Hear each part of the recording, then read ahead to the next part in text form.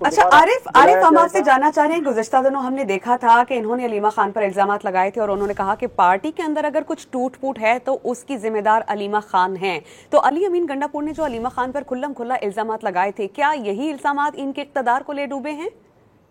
जी बिल्कुल, जो पार्टी के कायदीन हैं, अहम रहनुमा हैं, उनके साथ राबते के बाद ये मालूम हुआ कि ये उसी इल्ज़ामात और उसी झगड़े की कड़ी है जो आज यहाँ तक पहुँची हैं। और अगर हम देखें तो गुज़िश्ता हफ्ते अली अमीन गंडापुर ने अपने काबीना में 2 बार जो है तो तब्दीलियाँ की, 2 वज़रा को अपने काबीना से बर्खास्त भी कर दिया और फिर उसके बाद वज़रा के कलमदान भी तब्दील कर दिए। और साथ में उनका ये ऐलान था, ये बयान था कि ये सारा कुछ है तो वो बानी पीटीआई की हिदायत पर कर रहे हैं। हालांकि अब वो हिदायत भी सामने आ जाएंगे, बताया जाएगा कि क्यों उन्होंने की हुई थी। और तमाम पार्टी के जो कायदीन हैं वो अभी तक उनके पास पहले यही अपडेट है, यही बता रहे हैं कि ये उसी इल्ज़ामात और उसी झगड़े की एक कड़ी है जो अभी यहाँ तक आकर अली अमीन गंडापुर अपना जो ओहदा है, वज़ारत आला है, वो खो बैठे हैं। अभी तो जो पार्टी के जो बाज़ कायदीन हैं वो भी बयान जारी कर रहे हैं कि अली अमीन गंडापुर से सूबे में जो अमन अमान की सूरत हाल थी और दीगर जो सूरत हाल थी, सियासी सूरत हाल,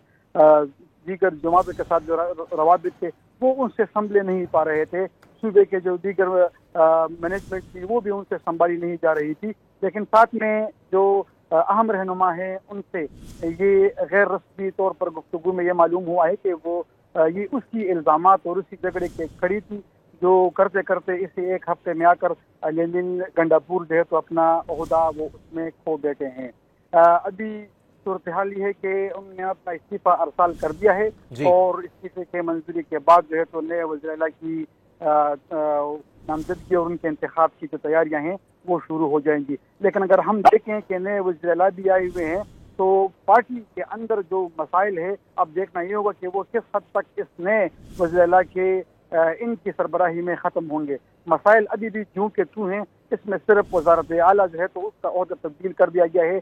अब देखना ये होगा कि मसाइल आगे जाकर मज़ीद बढ़ेंगे या ये नए वज़ीर आला आने के बाद ये ख़त्म हो जाएंगे। पीटीआई की जो हुकूमत जब से खैबर पख्तूनख्वा में तीसरी बार बनी है 2024 से, तो उसमें यही पार्टी के अंदर जो मामलात हैं, पार्टी के अंदर जो इख्तिलाफात हैं वो शुरू से ही आ रहे हैं और यहाँ तक आकर ये इख्तिलाफात खुलकर सामने आ गए थे।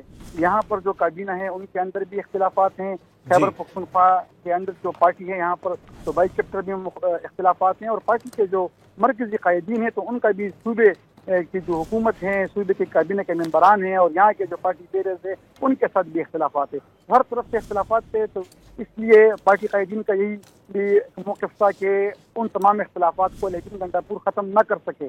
पार्टी के लिए